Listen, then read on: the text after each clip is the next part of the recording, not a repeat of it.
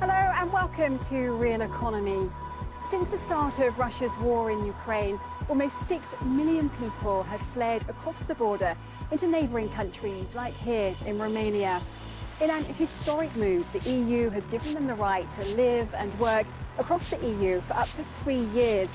But how are countries handling the cost of this humanitarian emergency? Coming up, I speak to Romania's education minister. But first, Fani Fiore has been meeting refugees here in the capital. In the streets of Bucharest, the solidarity with Ukraine is palpable. Since the beginning of the Russian invasion, nearly 900,000 Ukrainians have entered Romania, and 40% of these are children. The main train station has been transformed into a centre for refugees. Managing this influx is a major challenge for the country. In a specially set up waiting room, Ukrainian families wait for a bus to take them to their next stop, Germany. The transport is organised by a Romanian charity called For Good. Alina and around 20 other volunteers have been helping Ukrainian refugees. We provided since the very beginning food and clothes and shoes and stuff for little babies. Right now we are planning to apply for private funds from Romania, but in the near future we are looking for some European ones. Okay. At the station, humanitarian organizations work alongside local authorities to assist and guide the refugees. Marina left Odessa with her 2 children and 3 other family members. They arrived here 2 days ago. It had become very dangerous. I was very afraid for my children, for my mother, my sister, all my relatives. The volunteers told us that there is a room here where we can eat, where our children can play. The children really like this room. They play ball with the volunteers. They are psychologists. They didn't want to leave. That's why we stayed, to wait until the children could recover a little emotionally. Save the Children Romania helped set up this space. We have never faced such a humanitarian crisis at this scale before. I don't think the Romanian authorities and the Romanian society as a whole will be able to deal with this situation for a long period of time unless we receive some support from abroad. The Romanian government estimates it has spent more than 72 million euros on emergency help since the beginning of the war, with no end to the conflict in sight.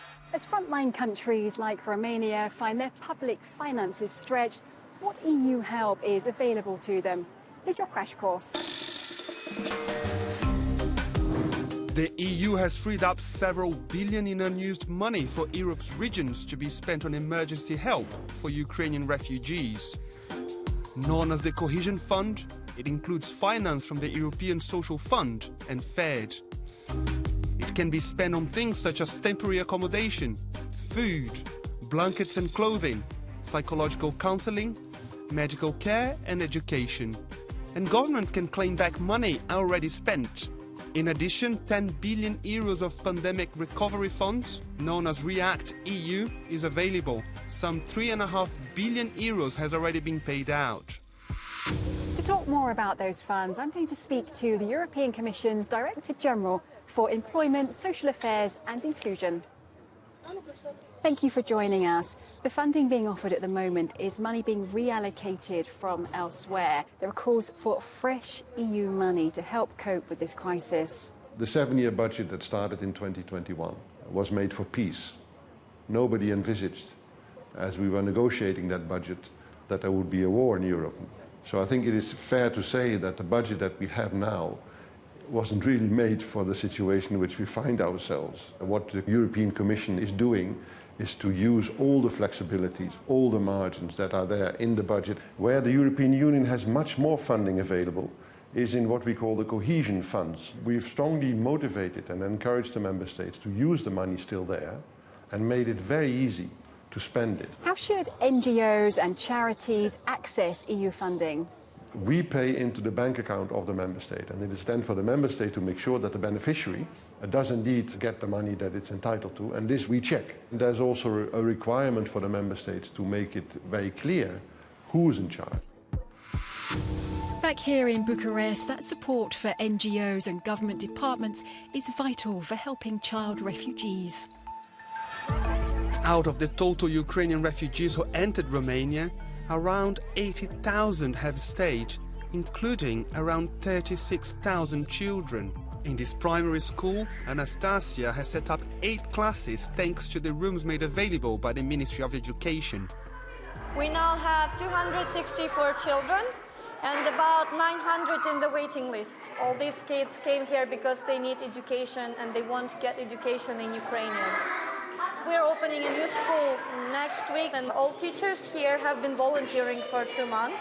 We raised money for salaries on GoFundMe. Alena arrived 2 months ago with her sons. The youngest comes here to study, but also to play with other children. We are very happy with the teachers and with the team in general, and we help them as much as we can.